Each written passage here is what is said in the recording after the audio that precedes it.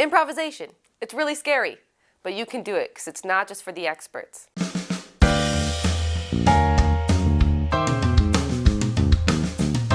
Learning to play other people's music is great, but it's only half the fun.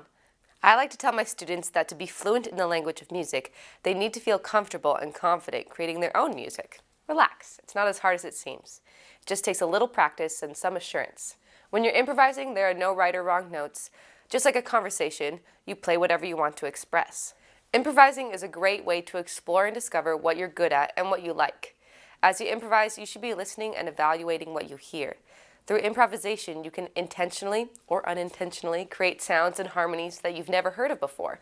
It doesn't have to sound good or bad, and the more you do it, you'll start to learn how to make the sounds you want to make. Improvising is my favorite way to experiment with new music theory or technical concepts.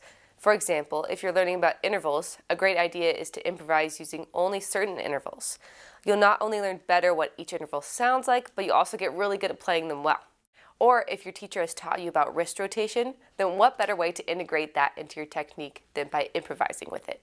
If you're ready to get started, check out Hoffman Academy Lesson 2 for a great introduction to improvisation for beginners. Happy playing!